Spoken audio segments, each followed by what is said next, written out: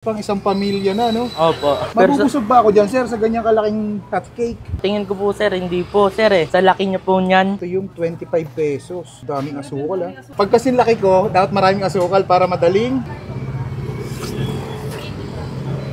Sir, kumusta? Balita ko grade 8 ka na. Opo, sir. Ano nang binibenta nyo ngayon dito? Meron kaming ubi turon dito, sir. Tapos ubi champurado, sir. Magkano yung ganyan, sir? 750 ml, sir. 80 pesos, sir. Ah, ganyan kalaki.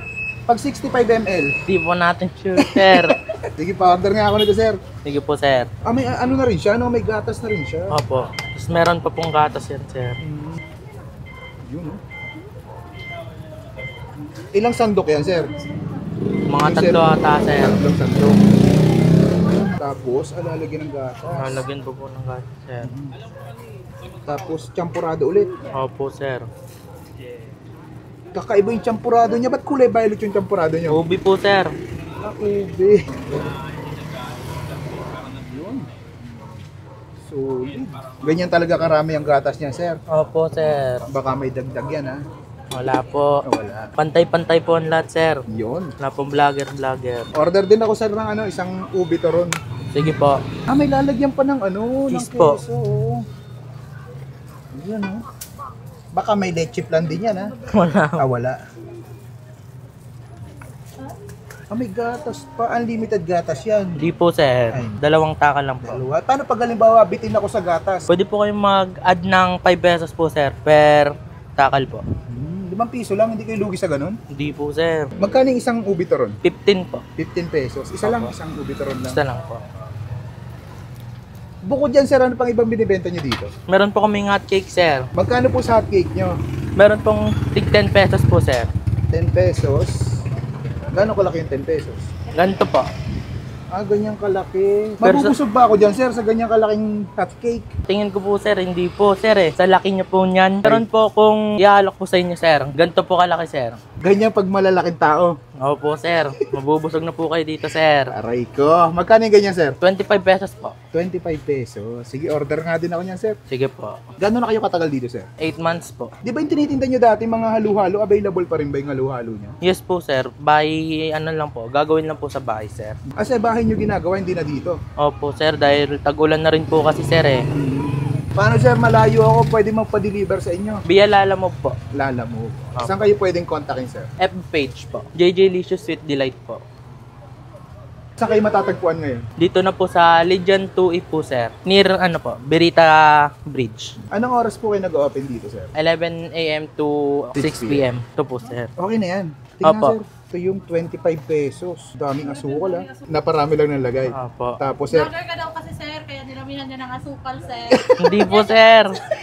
Pantay-pantay po. pantay-pantay. Pag kasi laki ko, dapat maraming asukal para madaling Mabusog. mabusog.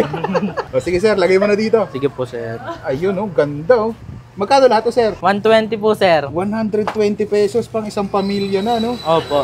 Ayun, oh. Sige, sir. Tikman ko muna. Thank you. Sige po. At ayun mga kabangers, napabalik tayo dito sa JJ Licious, dito sa Legion 2. Malapit lang siya sa may Berita Bridge at sa Health Center. Meron silang bago dito, ubi champurado, may na may cheese and gatas. So, grabe. 80 pesos lang, ganyan ang karami. Oh. Tsaka meron silang ubi turon, 15 pesos ang isang peraso. Tsaka syempre kumuha na rin tayo dito ng hotcake, sinaganda natin. Yung hotcake nila, 10 piso lang talaga yung yung regular price, pero itong kinuha natin, 25 pesos. Pag ganyan kalaki. Man natin, kain tayo. Grabe, ang dami, oh. Sheesh. Sarap. Ay, turon pala yun. So, yung lasa. Balanse. Kasi may arat siya ng cheese. Hindi ganun katamis. Saktong-sakto lang. Sarap.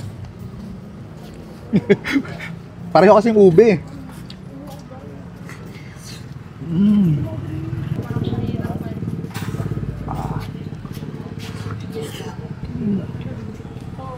Grabe. Lagyan natin ito. Tapos lagyan natin yung gano'n, no? Hot cake. Champurado. Ha?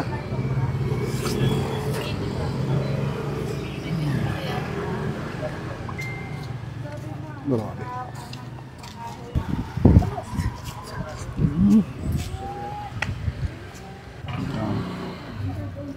Dahil asukal. Punta kayo naman sa health center. Pag nagka-tonsillitis ka na naman.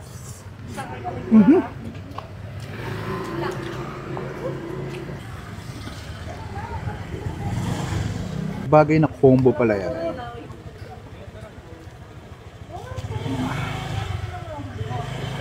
Mm. Mm. May ano?